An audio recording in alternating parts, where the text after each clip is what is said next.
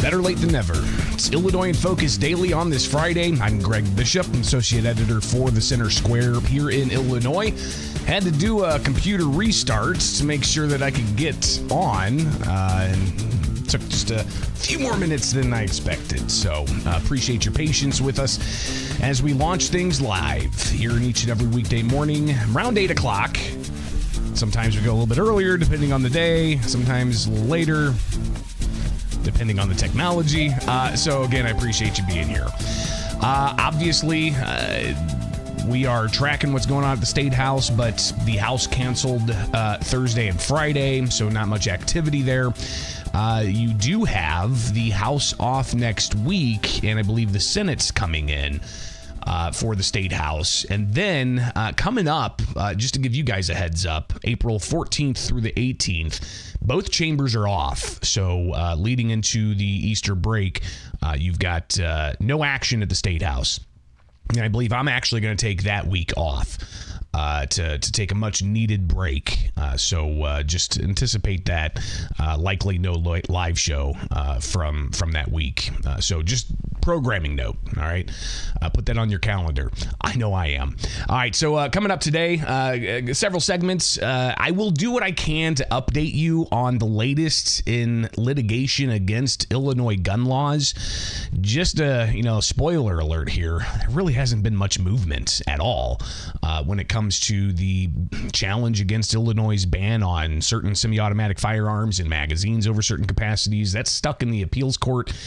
We have yet to get a schedule on when briefs are going to be filed there, or even when there's going to be oral arguments in front of the appeals court. But that's just one of the cases we'll work to update you on here a little bit later on. But we're also going to talk about artificial intelligence and campaigns and elections, and what kinds of efforts are going to be taken by the State House to try to make things more transparent. If, say, there's a campaign that's using artificial intelligence for campaign ads and messaging. So we'll talk a little bit about that. But we're going to flash back to earlier this month in a Illinois House Education Policy Committee that really was dominated by the Homeschool Act, which did advance, but there was another piece of legislation that was debated early on in that committee, March 19th, that I felt we had to go back and touch on. So we'll do that next. That it involves non-citizen children in Illinois schools.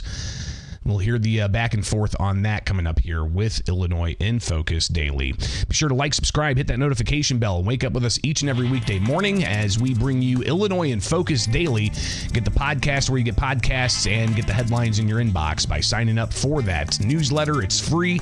Go to thecentersquare.com.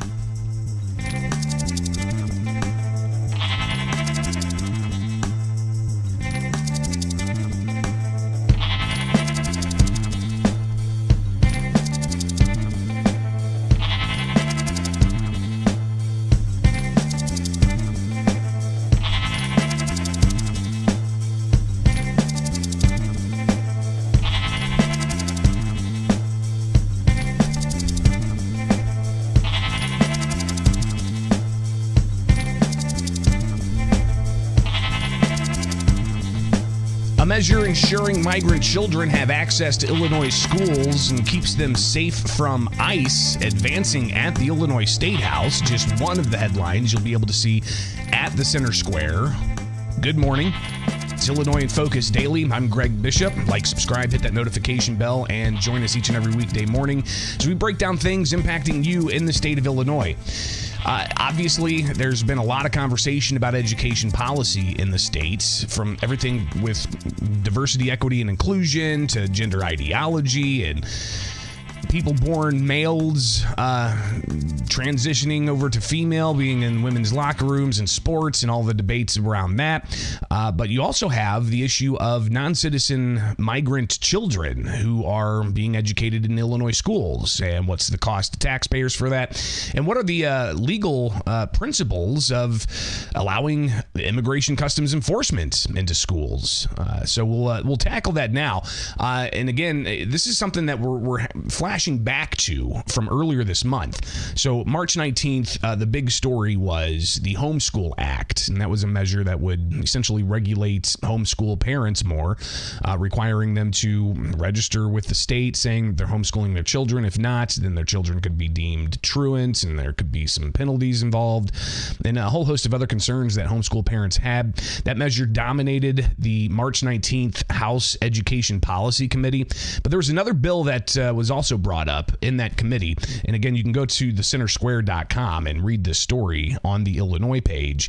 And it's House Bill 3247 from State Representative Lillian Jimenez, a Democrat from Chicago. Here she is during that committee early in the morning talking about this bill that ultimately would codify that non-citizen children in Illinois have access to public schools. It would prohibit excluding students and their parents from schools and school programs based on immigration status.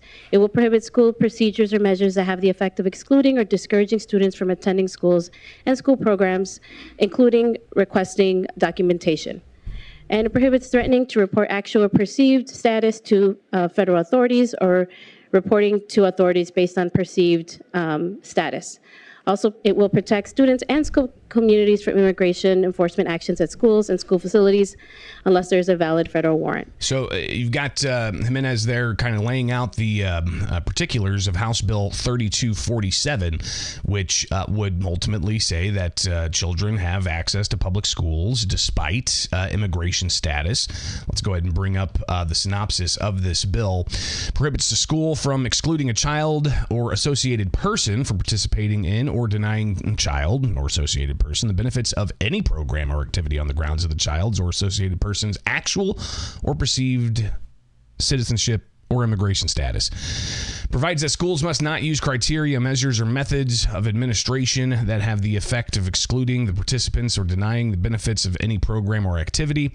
And it goes on further to again talk about that school districts must deny or must not detain any individual solely on the formal or informal request of immigration detainer or civil immigration warrant. But it does require that schools have to comply with a federal criminal detention order.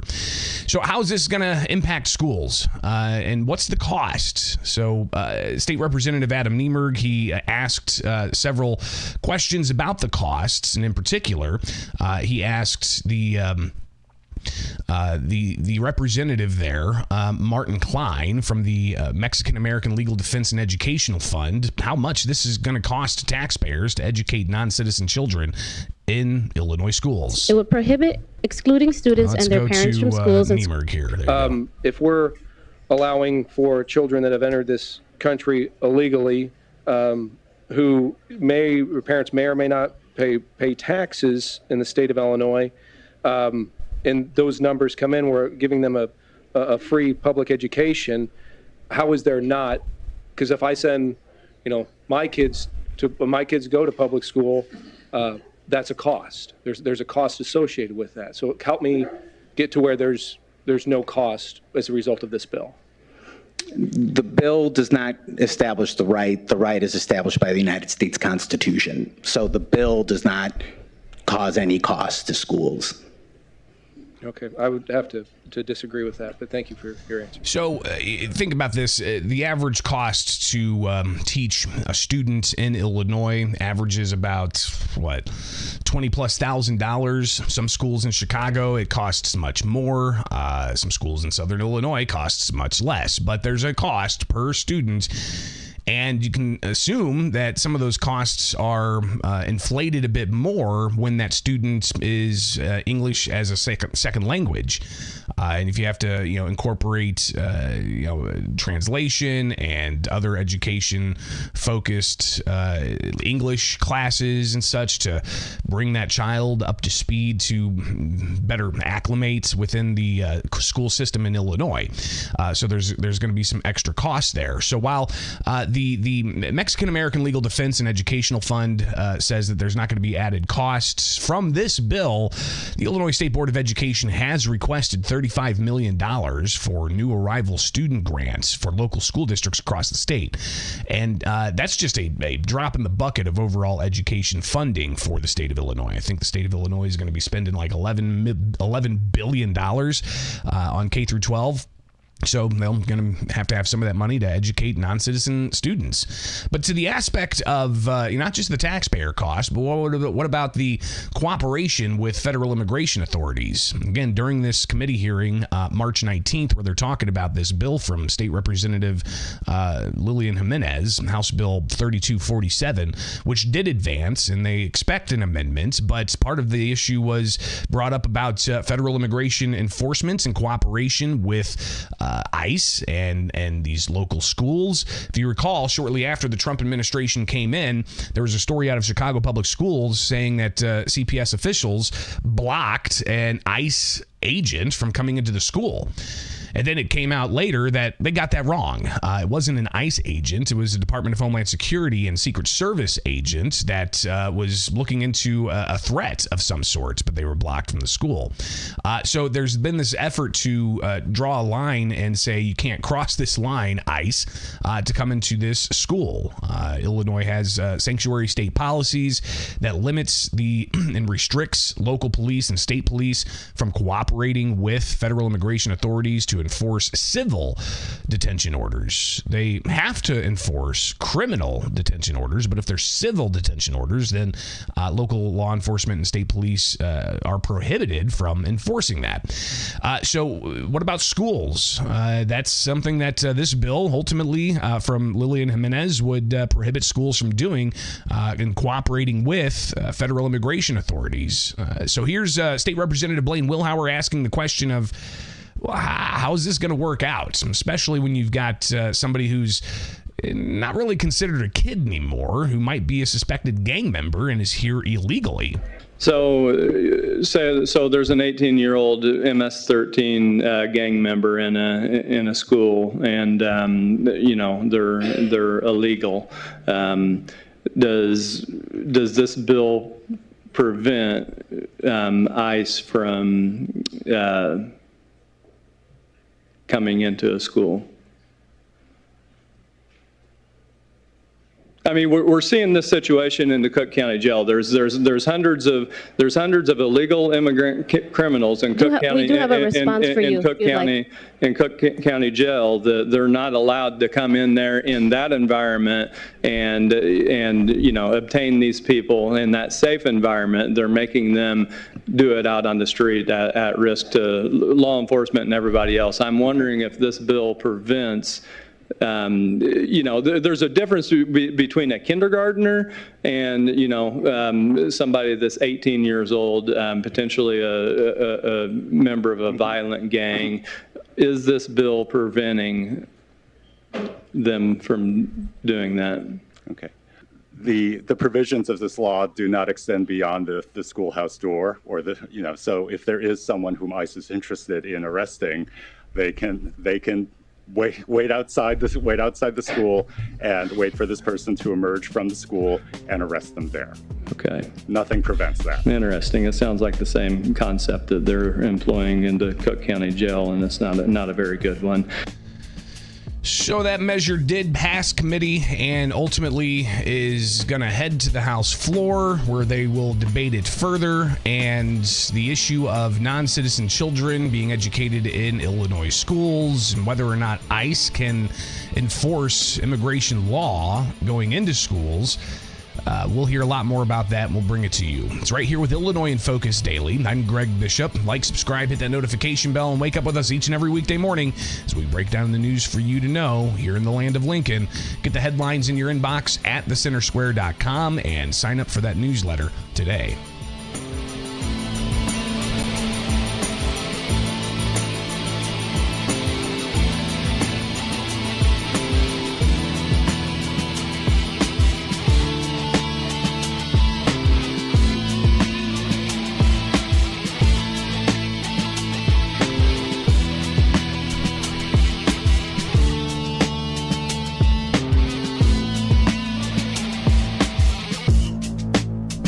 Artificial intelligence and elections.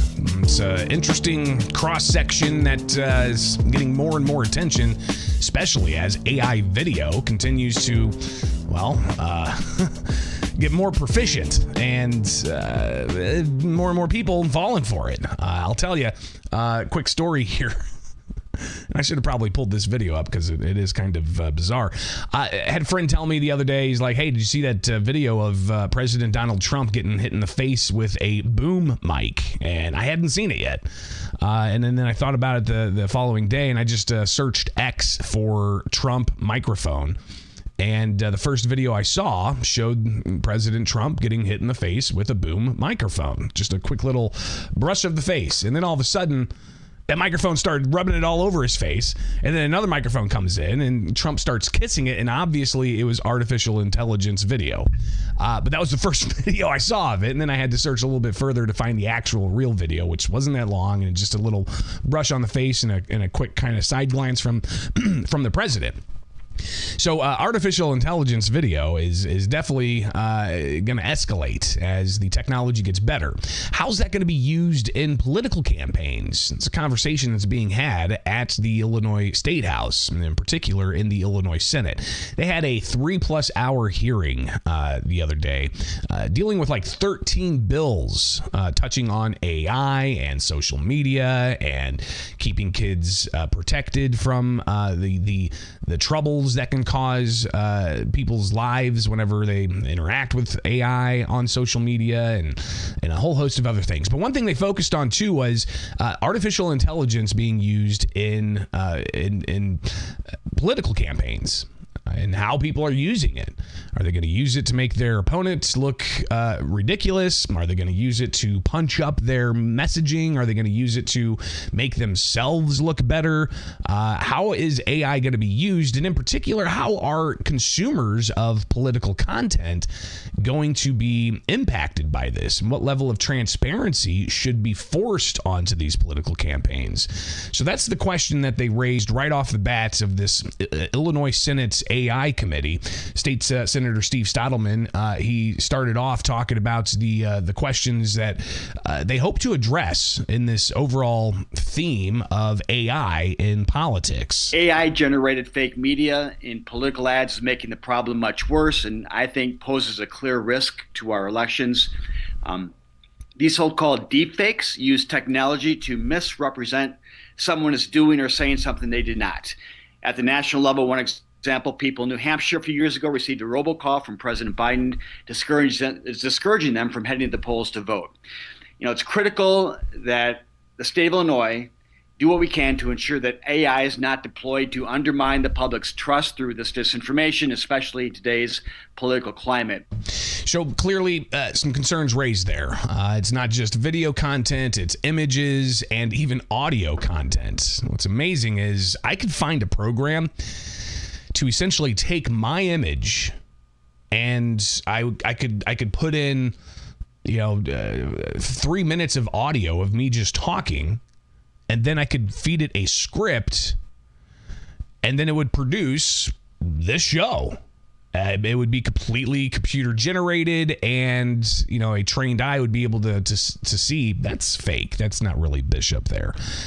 But we're entering this new era, and it's alarming to some people. Other people are excited by it for some reason. But either way, how is this going to impact elections? But also, how is it going to impact free speech? The ACLU of Illinois, Stephen Reagan was part of this committee hearing with the Senate and laying out some of their concerns they have when it comes to free speech and restricting political campaigns from using certain tools that may enhance their messaging. There are many benign uses of AI that are not deceptive or harmful. For example, a candidate might use AI to come up with new ways to phrase an old message or to help identify patterns in an opponent's voting record. AI can be a creative tool in the editing process to brighten colors or lighten blemishes without affecting the underlying content. And it appears that these uses of AI would have to be labeled as generated by AI, which sends a message that this content is not trustworthy. As written, the bill provides that each distribution or airing to the public is an infraction. The specter of large fines will chill and discourage core First Amendment speech. So clearly this could launch some litigation if this measure ultimately does advance to require some kind of transparency of, hey, this ad was created using AI. Even if the ad was used to, AI was used to punch up the copy. What's written and spoken, used AI to make that happen, or to lighten up an image, or to add some, captions, right? There's all these AI tools that you can feed video into, and it'll go through and clip out what you want. It'll add captions. It'll even keep you centered into the screen if you're using it as for shorts, for instance. I mean, these are tools that are readily available, and political campaigns obviously using them. Even President Donald Trump during the campaign would share some AI generated content. Was it labeled as created by AI, or should the consumer of this just be cognizant that that's out there and possible and be discerning, right? Because the concern is that if you label this as created by AI, then it could diminish or taint the message as being not trustworthy. So there's that concern there as well. Tyler Deers, he is with the organization TechNet, didn't necessarily take a position on this, but just gave a warning that there's a lot of questions about the legality of some of these things. Creators of political content that includes material deceptive media should have an obligation, we believe, to provide clear disclosures. We support statutory language that would ensure that liability for dissemination of such media is limited to the person or the creator who creates and disseminates it, and not the intermediaries such as internet service providers or platforms or tools that may be used in its creation. We've seen legal First Amendment challenges on these bills in states like Minnesota and California that have recently enacted this. So again, it may just be worthwhile to see how these settle, or to examine some of the legal arguments around the First Amendment. So clearly a lot of different aspects when it comes to how this could be dealt with by the courts as well. This was just one of a series of bills that they discussed concerning AI and how it's being used in political messaging. I'm going to see if I can find this really quick because it was kind of funny. Let's see here. This one. I'm sorry. Okay. So, yeah. Ooh, all right, that's super loud. Sorry about that. We'll just rewind this a little bit. So this is a different microphone AI video that was of the president. So you got the initial bump, all right, and then somebody just puts it into AI, and the microphone's going crazy on the president's face, and it's bizarre, right? It's something that we're going to see a lot more of. And even though this is, considered parody, it's still, you could see how... Jeez. You can see how that could possibly get out of hand real quick, especially right before an election. So deep fakes, AI, how's all this going to be regulated, if they can regulate it at all, because of First Amendment questions? State Senator Sue Rezin, who has several bills concerning AI and social media and youth on social media and protecting youth on social media. She had a back and forth with the sponsor of this measure to regulate AI when it comes to political communications, Steve Stottleman. They went back and forth during this committee hearing. We're all starting to use AI to write a little better, make our pictures a little better, maybe younger, skinnier, whatever. but it is happening. So where is that fine line?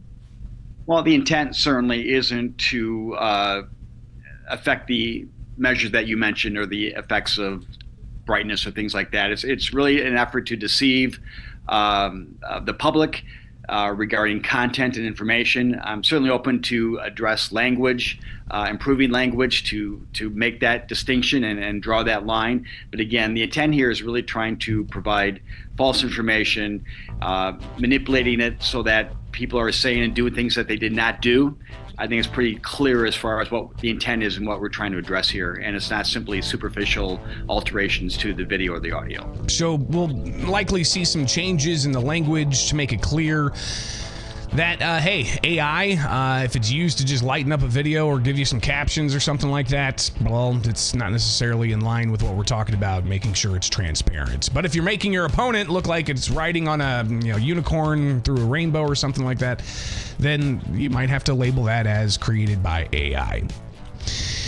Just some of the conversations they're having at the Illinois State House, and we'll see how this all develops before they wrap things up May 31st. It's Illinois in Focus Daily. I'm Greg Bishop. Like, subscribe, hit that notification bell. Join us each and every weekday morning as we bring you the news you need to know to get your day going and get the headlines at thecentersquare.com.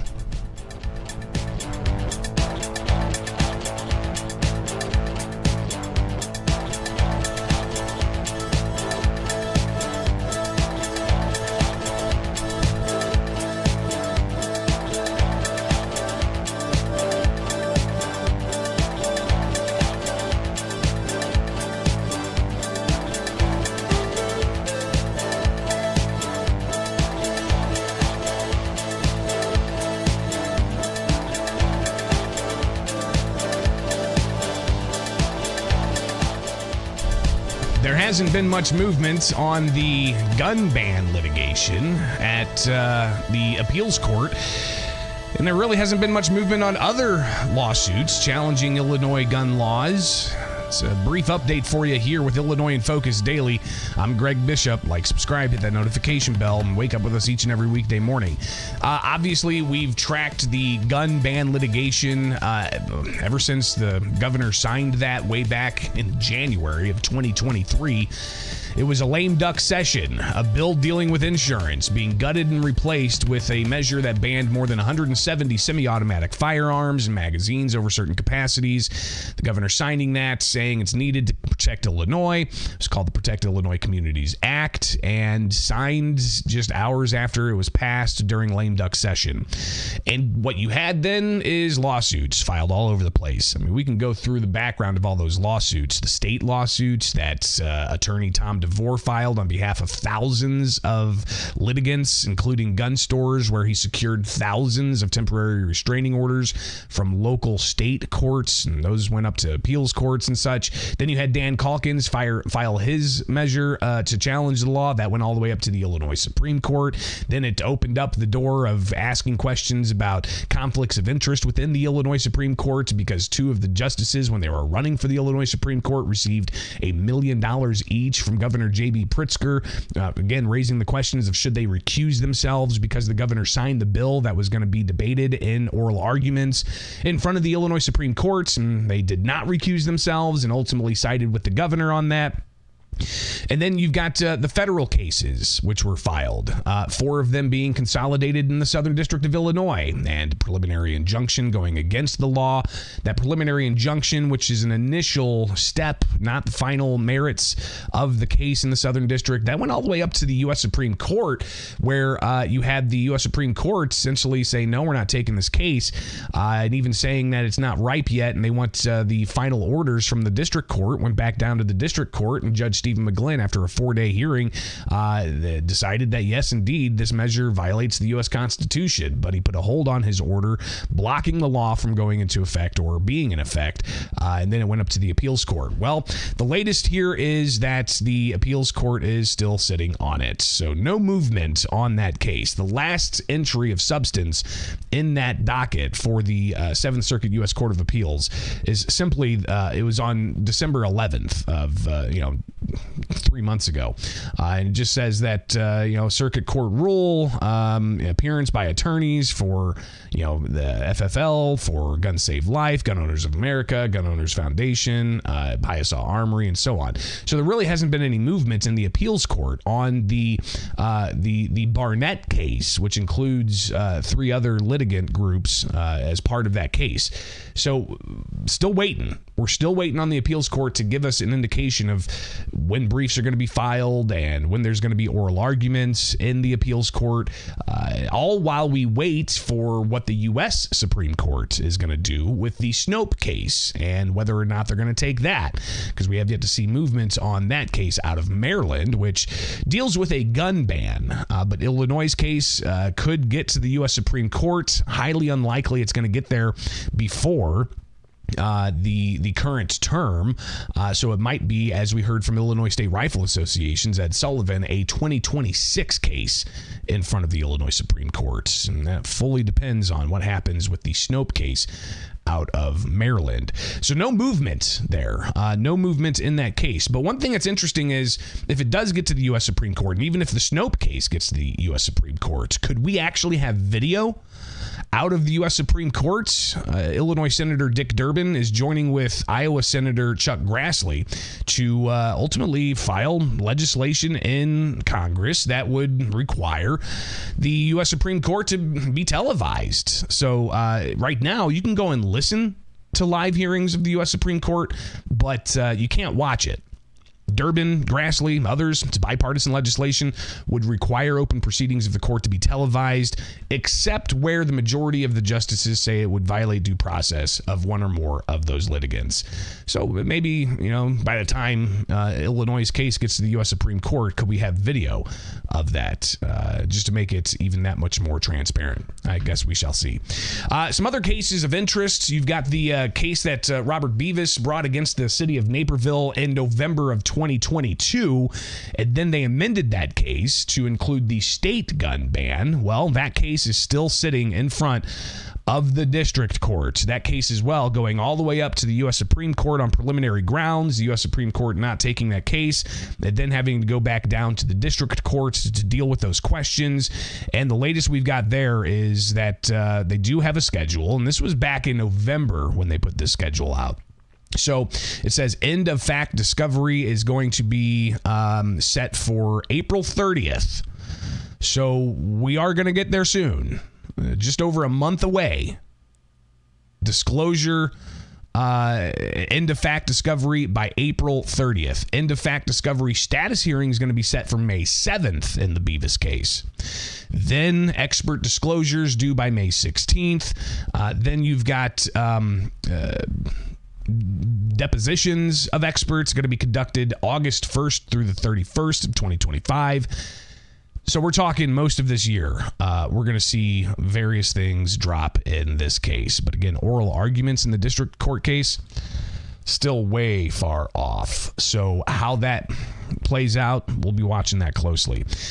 So again, no real change from what we talked about months ago with the Beavis case challenging Naperville's gun ban and also the state's gun ban. What about the Cook County case that was brought by Roberto Viramontes? Well, that case is also in the appeals court and not much movement there as well. The case was argued in November, but we have yet to see any order come out from the appeals court challenging the Cook County gun ban. So that's still kind of just sitting there when it comes to the challenges against gun bans, not just locally, but also statewide. So again, not much movement there. Wish I had more information for you, but the court docket is what the court docket is. Another case that we've been trying to keep an eye on is the National Shooting Sports Foundation challenge to Illinois' gun maker liability law. If you remember this, the governor signed a measure that would allow for people to sue gun manufacturers to hold them liable for if their firearms are used by nefarious people for nefarious intent. We see that Cook County and Chicago in particular, they are suing Glock. That case is in a state court. So that's something that is going to be part of this overall federal challenge challenge that the NSSF has against the state law. But we did have some movement here this week in the past few weeks on that case, and in particular, really just motions to provide supplemental arguments. You've got the National Shooting Sports Foundation wanting to add to their packet of different cases. Platkin versus Glock, Platkin versus FSS Armory, Platkin versus Patriot Enters Worldwide, Platkin versus Point Blank Guns and Ammo, Mayor of Bloomington versus Glock, and so on. They've already entered the challenge that Cook County in Chicago has brought against Glock, just as like supplemental facts that they're going to argue as to why this case from NSSF challenging the state's firearm liability law is so important. So we did have those filed, and the judge granted leave for them to file that supplemental authority. So that's the latest in that case. Still, again, no oral arguments scheduled. When are we going to actually see that case debated in district federal court? We'll continue to watch. We do have a couple of updates here from the Schoenthal case. If you're familiar with that one, here in Illinois, you cannot carry a concealed firearm on mass transit, and that's something that was brought up in litigation in the district court. Ultimately, after interesting back and forths with the litigants, with the judge ultimately having to chastise the state attorneys for saying that his order, which says that the law is unconstitutional, blocking people from carrying concealed on mass transit, the attorneys for the state and the county came back and said, hey, after this ruling, a person opened fire and killed like 3 people on the red line, and the judge brought them into court and admonished them, saying that his ruling had nothing to do with that, and his ruling was narrow just to the 4 people who sued. So ultimately, the judge in that case siding with the plaintiffs and saying that the law is unconstitutional, but it only applies to those plaintiffs. So just make sure you're clear on that. It doesn't mean that everybody can go and carry concealed on a mass transit, but only those 4 people are. So some of the things that happen here, this is from the docket. You've got Benjamin Schoenthal and others filing captioned papers talking about different things that they need to address, and then they're going to distribute that. So this happened earlier this month. You've got a notice of attorneys that are being set up for Eileen O'Neill Burke, the new Cook County State's attorney, different types of papers being filed, amended jurisdictional statements being filed, different amicus briefs being filed. For instance, the National Rifle Association, California Rifle Association filing in support of the plaintiffs in this case. And then this was just last week, amicus briefs filed from the California Rifle and Pistol Association, the National Rifle Association, motions filed by Robert Berlin and Kwame Raoul to extend the time to file a reply brief. So they're looking to, again, extend the time. And we see this a lot. The state likes to request delays in getting their stuff done, but the judge granted that motion to extend, so they have to turn in their reply brief by May 2nd. So that's coming up here pretty quick as well. All right, and then you've got other amicus briefs, which are friends of the court briefs that are being filed. And what those are is just people who aren't part of the case filing support or opposition to a position in a case. Is it used by the judge? Is it used by the plaintiffs? Is it used by the defense? Obviously something that does sway some things, but just how much is up to debate. So again, just an overview here of the status of various challenges to Illinois gun laws. So the Schoenthal case, the mass transit ban case, looks like it's moving, even though the state wants to delay their response. Looks like in May we're going to get that response. So we'll be watching for that. And then you've got just stagnation in some of these other cases, including the challenge against the state gun ban and the challenge against local gun bans as well. So there you go. It's is it an update you wanted? Just so you know where things are at. I hope that it helps you out on this Friday here with Illinois in Focus Daily. I'm Greg Bishop. Like, subscribe, hit that notification bell. Wake up with us each and every weekday morning as we bring you the latest you need to know. Get the headlines at thecentersquare.com and join us as we go live. I'll be off this weekend. We'll be back at it on Monday. It is Illinois in Focus Daily.